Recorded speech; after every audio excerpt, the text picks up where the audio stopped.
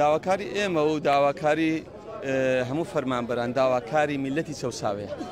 داواکاری ئەو خەڵکەیە 33 ساڵە چەوسێنرێتەوە. داواکاری میلەتێکە 33 ساڵە بەدەست حکومداری کوردی، حکومداری ناوخۆیی، حکومداری دوو بنەماڵەوە ئەچەوسێنرێتەوە، مافی پێشێ دەکرێت. ئێمە چاوەڕێمان نەکرد ئەوانە مافمان بۆ وەرگرن، کەچی ئەوانە جگە لەوەی بێ لەوەی کە مافیان بۆ وەرنەگرتین ما ئەو مافی کە هەشمان بوو ئەوەشیان خواردووە. بۆیە من پەیامێک ئاراستی هەموو خەڵکی دڵسۆز و نیشتیمان پەروەرەکەم، ئەو فرسەتی هاتۆتە پێش، فرسەتی هەڵبژاردن و دەنگدان، تۆڵە لەو حکومدارە خائین و دز و چەتە و مافیاگەرانە بکەنەوە. بۆیە پێیان ئەڵێم بە دڵێکی گەورەوە، بە سینگێکی فراوانەوە، بە بوێری و بە ئازاییەوە بڕۆن بەرەو پیری دەنگدان. تەنها دەنگدان فرسەتی ئێمەیە.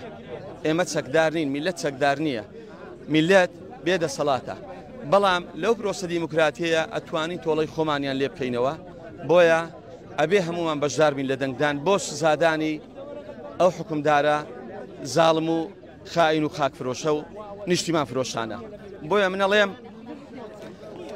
حکم بە فاشیل ناچێ بەڕێوە، پشتیوان بەخوا و هیمەت لە ئێوە، بە دەنجی تازە و سیستمی نوێوە وڵات بۆ هەمووان ئەخەینە پێوە. ئینشاءڵڵا لەو هەڵبژاردنەیە تۆڵەی خۆمانیان لێکەینەوە، ئاراستی حکومڕانی ئەگۆڕین بەرەو ئاراستەیەکی خاوێن و ئاراستەیەکی سەلیم بۆ ئەوەی چیتر میلەتەکەمان نەکەوێتە نەهامەتی و لە دەستی زوڵم و زۆرداری ئەو حکومدارە خائینانە ڕزگاری کەیت.